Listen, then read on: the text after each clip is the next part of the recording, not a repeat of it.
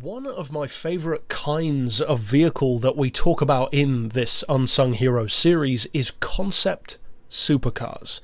And there are some really remarkable ones. We've discussed a few.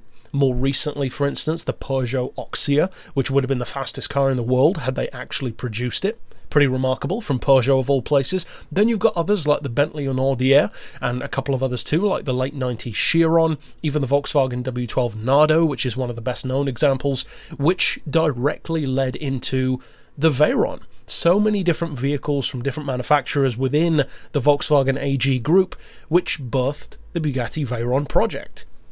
Then, however, you have some which aren't quite as well known, and I would say that this is probably one of those, because over the years, Audi has produced quite a few concept cars, and a lot of them have ended up either in production or heavily influencing production, and that's something which I really appreciate from Audi, because a lot of companies, and Volkswagen is a prime example of not doing well in this regard, they produce these great concept cars which have little to no bearing on their actual production vehicles. Stuff like the Eco Racer, the GX1, the W12 Nardo, the W12 Synchro, the W12 Roadster, and of course you've got some tangential connections like the Veyron connection using the W12 engines in the Phaeton, but they're very, very tangential. There's nothing too direct.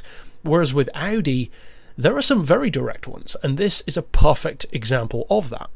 Because the car in question is the 1991, yes, it's actually that old, Audi Avus quattro. Now, Avus is a racetrack, and this car is, of course, named after it, and it's pretty clearly a supercar.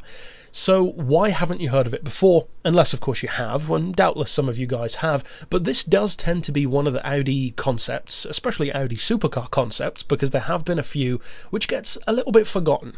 Maybe because it's slightly older, it's not necessarily as pretty as some of their others, but it does have a very classic supercar look to it. It would have looked pretty great alongside stuff such as the EB110, the Porsche 959, even stuff like the Ferrari F40 and the McLaren F1. It certainly would have suited that time period, and for a car that was built in 1991, the design holds up very well, and I think one of the reasons why is probably the finish, that very distinctive, non-painted chrome look. Now there's a very specific reason for that, because it's actually not chrome, it's aluminium, or as Americans would say, aluminum.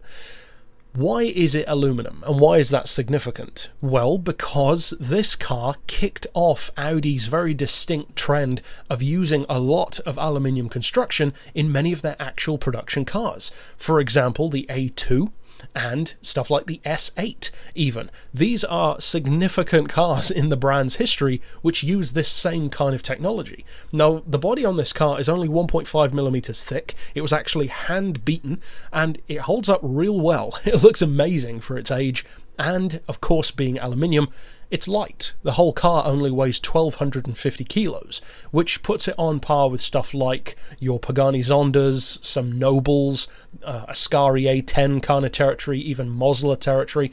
That's impressive, especially for a car that does have a well-equipped interior and all-wheel drive. What about the engine? Well, the engine's a bit of a tricky one, because you will sometimes hear people talk about the specs of this car. They'll say stuff like, oh, it's got a 6-litre, 500 horsepower, but technically it actually doesn't. The car doesn't actually have an engine at all, because it was just a show car and it was never actually driven. But the engine which was theoretically involved was indeed a 6-litre W12. Again, that W12 connection in that kind of sphere of the Volkswagen and Audi group would come into play much more so in the later 90s and again culminate with the Veyron. This was way, way earlier than stuff like the Nardo and the Audi and the Chiron though, almost a full decade beforehand. Now, the engine is actually made of wood, of all things, so it doesn't produce any power at all, of course, but it was just to show what it would look like in the car. You can see the engine in this video in some of the images, and for an engine that's made of wood and covered in plastic, it certainly looks legit. Maybe a little bit too simple to be a production engine in terms of its appearance, but believable, for sure. Now, of course, with a fake engine, if you will, the performance is highly theoretical, but based on the fact that it's very lightweight, it has a 6-speed gearbox, all-wheel drive, and is pretty obviously very aerodynamically efficient, it would have been quick. Now, Audi quotes over 500 horsepower, around 400 pound-feet of torque. Those were their goals, were the engine actually produced, and the performance, at least theoretically, would have made it one of the fastest supercars of the early 90s, and in fact one of the fastest supercars of the 90s overall. Theoretical top speed was 210 miles per hour, which actually sounds very believable. You might not think so with only just over 500 horsepower, but you've got to bear in mind this is a direct descendant, not just in spirit but in actual aerodynamic design, of the Audi Streamliners. In fact, the Auto Union Streamliners from way back in the 1930s, and they only had just over 500 horsepower in some cases, but could exceed 260 miles per hour. So aerodynamics really are a super important thing in the supercar world. You could even argue more important than power, because you could have all the power in the world, but if you're driving a car with the aerodynamics of a shoe, it's not going to do that well. Likewise with the 0 to 60, when you couple the 500 horsepower with the existing facts that it has all-wheel drive and the low weight, well, of course it's going to be quick. Again, Audi quotes 3 seconds to 60. Now, would it have actually done 3 seconds? It's literally impossible to say because they didn't do it. You can talk theory all day long, but unless it's proven, you cannot say for sure. However, again, I believe them. I think it probably could have done that.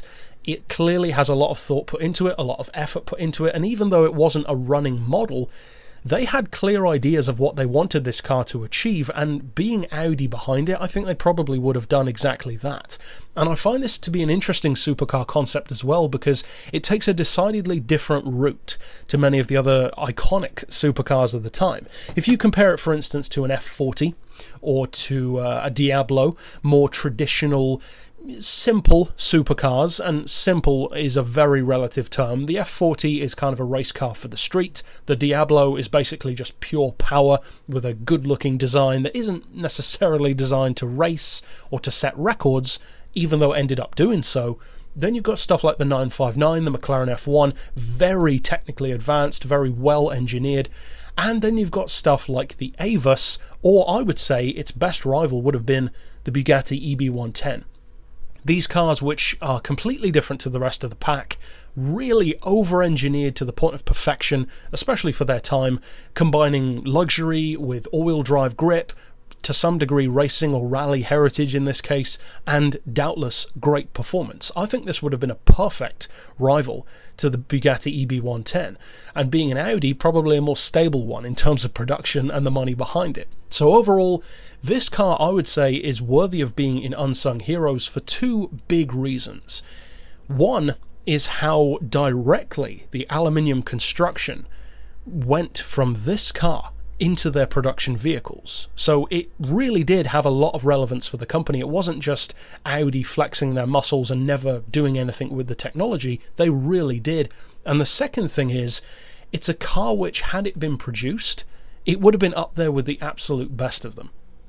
So for me, this is one of the most notable Audi concept cars of all, even though it tends to be one of the less talked about, especially when you compare it to stuff like the R8 V12 TDI with the notable diesel engine, or even the Rosemeyer concept, which is, you could say, another unsung hero.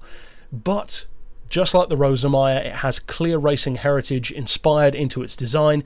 It would have doubtless been extremely fast, regardless of what its actual performance would have been, and it's a car which had real relevance for the company. And down the line, you could even say some of the stuff that they learned here probably bled through even to the Audi R8, and look how successful that's become. So overall, I think the Avus is a very, very interesting supercar concept. I personally don't find it to be the best looking thing around, but I can understand if people do like it. To me, it's a little bit blank looking, but again, the aerodynamics dictate that. And overall, I think it definitely deserves a place here. But that's it for this pick. Of course, you can click through here on screen to see all of the other episodes in this series, and there are some pretty cool cars to check out. But for now, as always, thanks for watching.